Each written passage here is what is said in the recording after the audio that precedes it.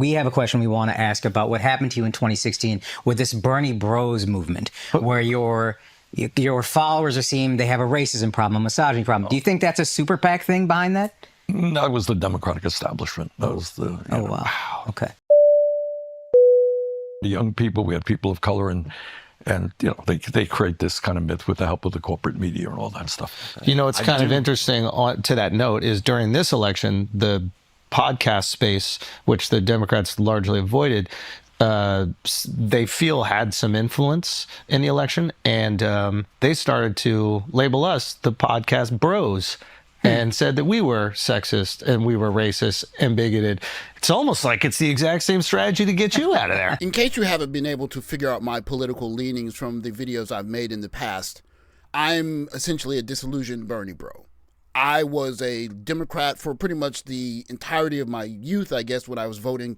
And I thought that the Democrats were the party of upward mobility, helping try and erase poverty, try and help people get educations, and even work for the common man. But when I saw what happened to Bernie Sanders, I understood that that was just a pipe dream and that they're pretty much the same party as Republicans, except for some culture war stuff, which I'll get to in a moment. But I think that my particular situation is emblematic of many guys. We believed in Bernie Sanders and what he was preaching, what he is preaching, but he's not allowed to really have a political voice. And so what do we do with these guys that won't fall in line with the Democrats that still lean liberal?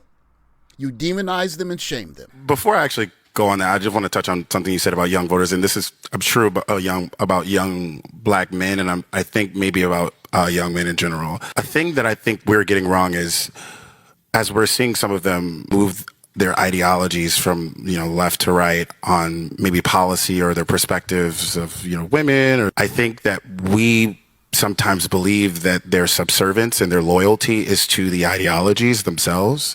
Everything we see in focus groups tells me that their loyalty is not to the ideologies. Their loyalties are to the space that those ideologies provide for them online, the community that comes. The ideologies are just payment into rooms where there's friends. And so we work to debunk the ideologies. My standing issue with the modern left or the modern Democrat Party or just that group of thinking is that they won't come out and say, this is what we stand for. This is what we're offering you as young men. Instead, there's this kind of, this is the way that you're supposed to act, the way that you're supposed to do things. And that's just not a very good carrot. It's just not. They're over there in those spaces because they got guys in their spaces that they've already paid for. And what is that? That sounds like... Mr. Iritani, look here. I'm Clavel, and this here's my partner, Howard Tibbs III. How you feeling? And then you get to what we call identity politics. Yeah. That you're black, you're wonderful, you're tremendous, you're gay, you're the greatest human being on earth. Yeah. And rather than say, what do you stand for? Exactly. You're gay, that's fine, who cares? Yeah. But what do you stand for? Yeah. Everything we see in focus groups tells me that their loyalty is not to the ideologies. Their loyalties are to the space that those ideologies provide for them online, the community that comes. The ideologies are just payment into rooms where there's friends. And so we work to debunk the ideologies, but they don't really, once they've paid for the space, they have something more important than the ideologies. They have community. And we're bad at creating community for young men on the left. What do you stand for? Yeah. And we are Funky Finger Productions. We had a very particular idea of what we did not want masculinity to look like. We talked about it a lot, but we didn't create a horizon, a destination for positive aspirational masculinity. And we left a lot of room for some of the worst actors to speak to young men about what it means to be a man. What do you stand for? Yeah. Now look here, let me give you one of my business cards. And so I think that that's been a big failing that has allowed a lot of our young men, and young black men for that matter, to kind of be enticed by some really sadistic perspectives of what masculinity is. So the issue is what you stand for, which gets you back to what we discussed earlier, class politics, in the sense of which side are you on? You know I'm fresh out, Howard. Damn! Which side are you on? Are you going to stand with working families? Are you going to raise the minimum wage to a living wage or not? Are you going to fight to guarantee health care to all people or not? Are you going to demand that the wealthiest people start paying their fair share of taxes or not? Those are the issues. And it's as simple as that.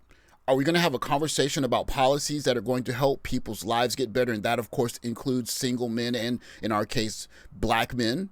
Or are we going to continue this name calling by calling black men that don't integrate into this modern, whatever you want to call this, people swapping, multiple baby mothers, pronoun changing, multiple abortions, whatever it is, as you're toxic if you don't come participate in this? Can you tell me what is queering the map? So I think we were trying to make the maps more gay. Literally? How do you make a map more gay? I mean, especially or with gay AI, at all? you know, since the age of cartography, we've had pretty good maps, but maybe they weren't gay enough. So I know also, I took critical theory in college. I think sometimes people use queer as a verb.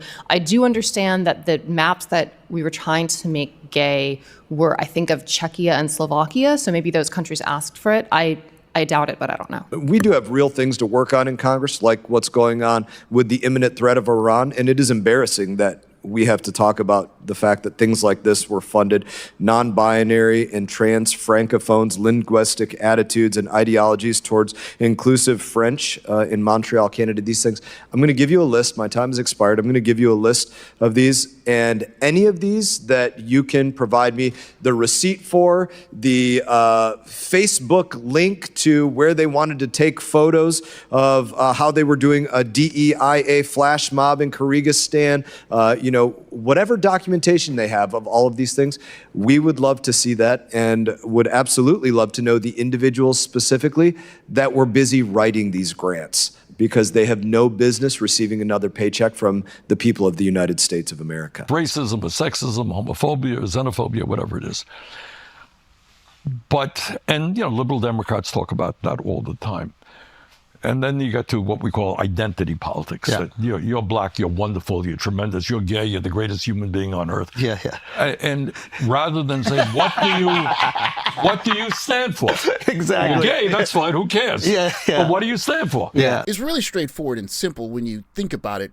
When you hear the message of Bernie Sanders, you can understand why there's a growing group of people, and specifically men, that are disillusioned with certainly the left and going all the way over to the right. Depends on who you ask. They can do that. Some people, I'm not quite ready to do that yet. But that's a conversation about policy instead of a conversation about reproductive freedom and if you can get an abortion at 2 a.m. and it's free, or how many abortions can you get, or calling it a clump of cells, and all of this conversation about how you're going to manage your womb when a great number of men aren't active, 1, and 2, don't have a chance to meet the kind of women that they could start a stable family with. And then you're having these conversations about they, them pronouns and these sexual orientations and all of these computations of freedom in the bedroom and what you do with a woman's womb that is the growing nucleus of policy for that side of the party. And quite simply put, it's just nothing there for us. Guys don't want to meet a young lady who took the first 20 years of her sexuality to have a good time, and in that past she has the ghost of several children in her womb maybe that maybe are quote-unquote haunting her, or she's walking around saying it's just a clump of cells, or I can be married to you for 2-3 years and then I'm unhappy and I leave and you pay me money. That's not something to recruit guys into. And guys are looking at the modern left and just seeing chaos. As a single man who doesn't have any kids, why do we catch criticism for not want to commit to a woman who has kids? What's your dilemma? My man just basically told me that he got one of his girls that he was basically cheating on me with pregnant. And that's not all, y'all. He knew she's 5 months pregnant. Mind you, a week ago, we had a pregnancy scare. Ain't a pill for Thank the Lord I'm not pregnant. Bro, seriously, no plan, no games. Good. On God in heaven. Yeah, I got You got 16 kids. Yeah. How the hell you get 16 kids, homie? Oh, man. That nigga said, how many BMs? I got 15 BMs. Never. Yeah. You got 15 BMs? I got a set of twins. It's not that y'all catch criticism from not wanting to date a woman who has kids. It's that Because when you don't want to date this woman who has kids, you interfere with other people wanting to date her and try to push the narrative that if she's not your type, she shouldn't be anybody else's type too. I love my husband, I love my kids, and I moved to a whole new city, a whole new state rather. Just me. Stadium. No one else. And I didn't move because I didn't love them, but I finally decided to love myself too. Let me give you one of my business cards. You know I'm French, Howard. Bam! How long have y'all been together? We was together for like a good year, and then we had cut it quits for a little bit because that nigga got problems on cheating, bro. For real, that shit is not okay. She got her pregnant when y'all was on y'all break. Basically, yes. Yeah. Yup. And then I let him back into my life, and he decided to tell me 5 months later. Are you okay? No. Thank you for asking. Because if you don't want to date women with kids, guess what? Don't date women with kids. Quite frankly, you probably shouldn't be a stepdad. You may not qualify for that. Matey, I just be saying they not my preference. That's all I'm saying. Your type. It's my preference. Why I gotta explain it to the world? Why I gotta explain that to anybody else? Well, because his preference don't want him.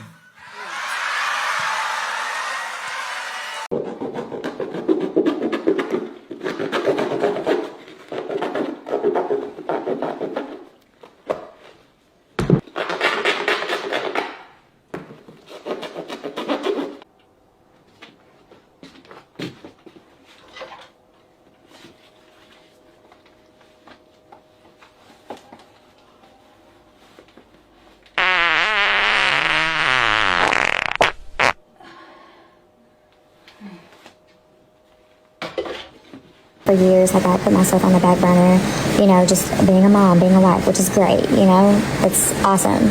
But, you know, all this time, like I was wearing a smile, but deep down, like I wasn't really happy inside, you know? It's easy for Democrats, leftists, detractors of this space, whatever you want to call them, to point at guys over here gathering who are swapping notes and sharing stories to simply say that they, us, are toxic. Toxic masculinity resides there, that they're incels. But one stat that we parrot over and over and over because it's important for it to be parroted is that 54% of black men do not have any kids. Zero, zilch, nada, no kids. And if you add another 17%, which is where I reside, you get 70%, 7 out of 10 black men that have one kid or no kids. That conversation never comes from the people of the left, that most of the black men over there don't have any kids, or if they do have a kid, they have one kid, or if they have more than one kid, it's most likely that they got a divorce and maybe they weren't even the one that wanted the divorce. Instead of having that conversation, it's just, why are you over there talking over there instead of coming over here and performing your manly duty? And instead of saying, what are your policies to incentivize us coming back over there, it's just finger wagging.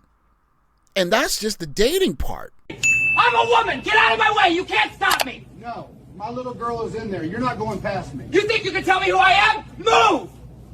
I'm protecting my kid. That's it. Step back. I'm not backing down. Then we wait here. Let that be the first and last time I see you do that, please. Take that off. Take that off immediately. Oh, here, I'll help you go in. I'll help you. Take it up, take it up. And you guys never ever let my son put a dress on, ever. Okay. Ever. You understand me? Like ever. Like ever. No worries. You gotta do that. First time and last time. Yeah. Let me give you one of my business cards. You know I'm fresh out. Howard.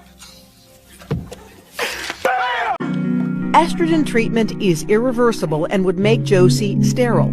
But Josie and her mother never doubted it was the right thing until an unexpected conversation happened one afternoon.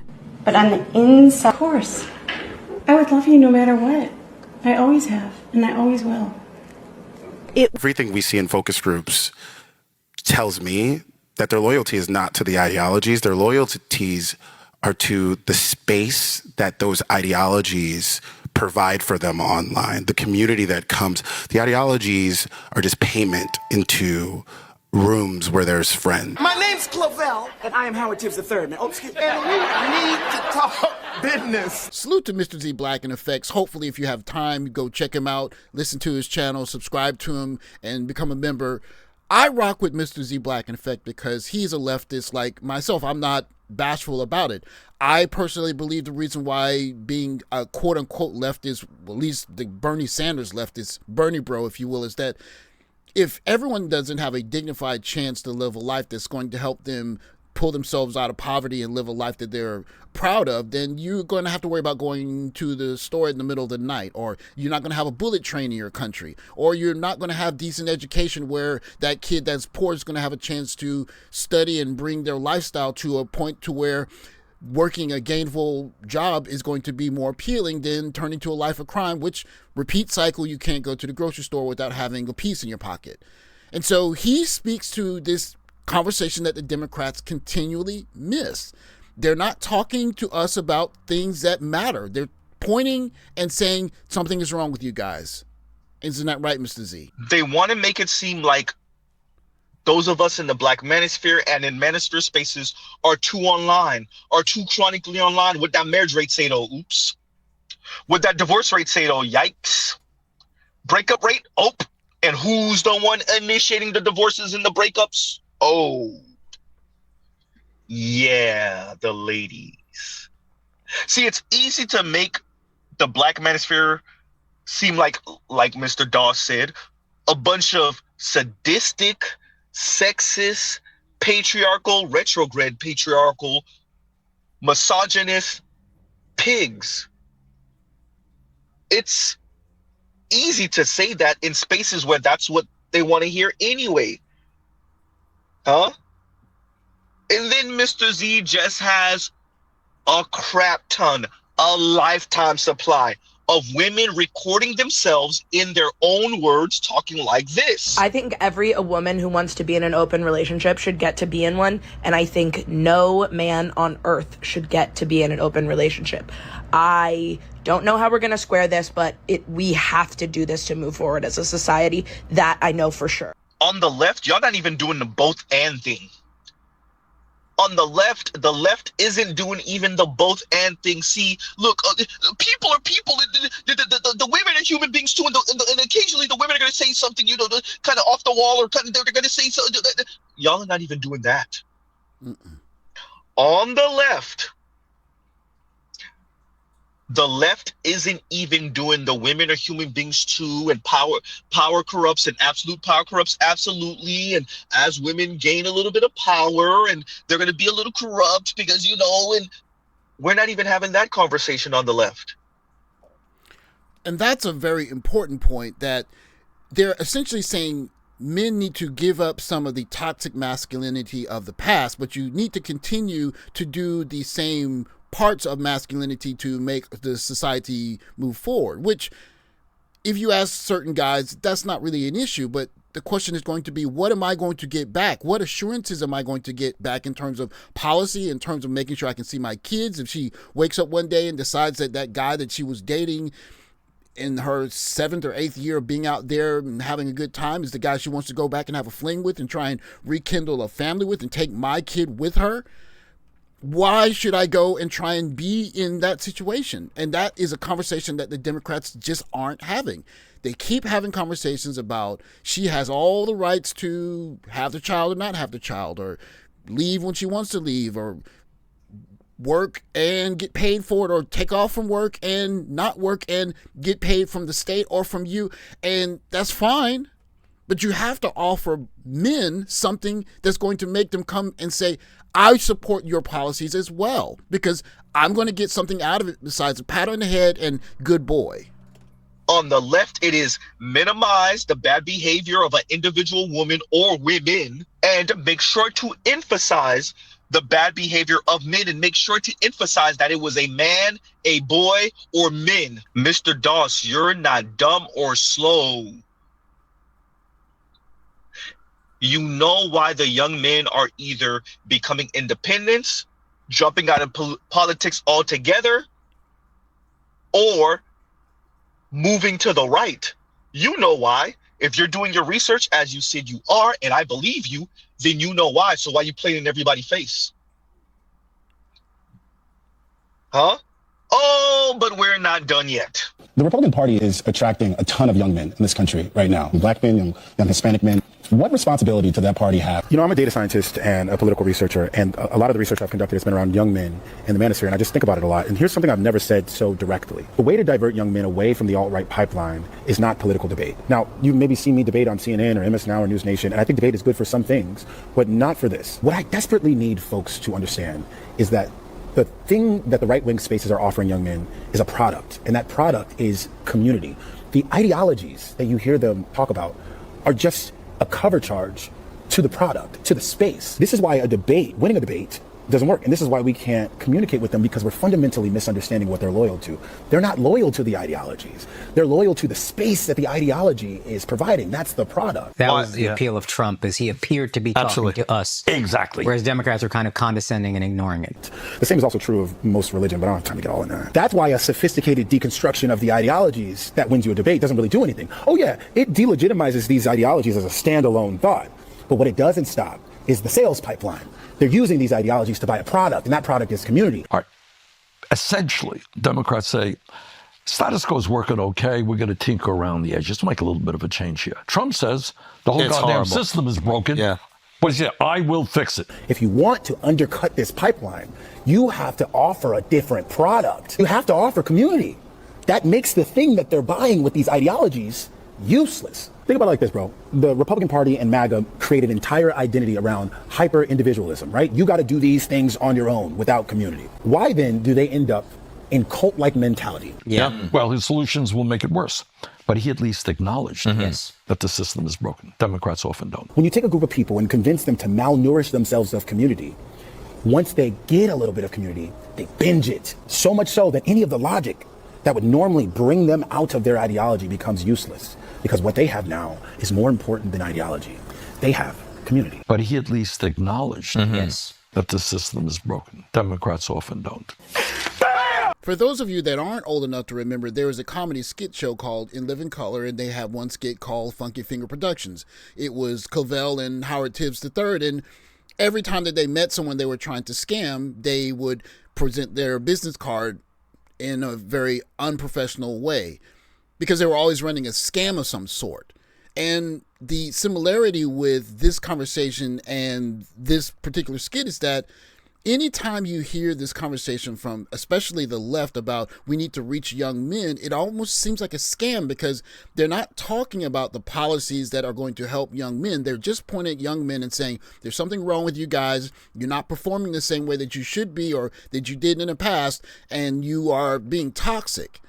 Instead of coming up with policies and saying, hey, maybe we need to separate boys and girls and give boys a special kind of schooling, or maybe we need to have some special scholarships just for boys, or just do something special so that you can help boys with a particular policy, instead of just pointing at boys and saying something is wrong with them. And then all of this focus on women and how they're managing their sexuality, or just access to health, or you call it reproductive health care, but abortion, and even this sex change stuff and all of these pronouns. I don't care about any of that. What I do care about is policies that's going to help me and people like me, more specifically men and black men.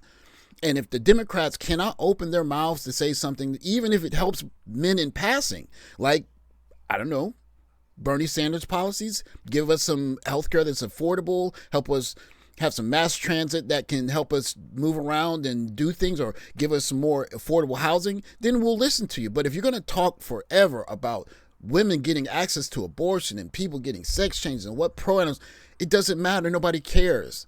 And that's how we're here, having these conversations about things that matter to us.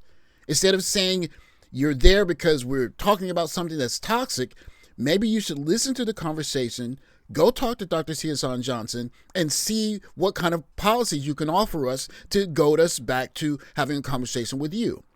Because if you ask young men about dating and trying to start a family in this environment, they're going to laugh in your face. And if you don't know why they're laughing in your face, then you're not a very good politician. It might be because you don't know. It might be because you don't care. But you're going to have a hard time if you don't get a better understanding of trying to get young men to join your wokey finger productions. Thanks for watching. Like, subscribe, comment below. I'll catch you next video. Take care, guys.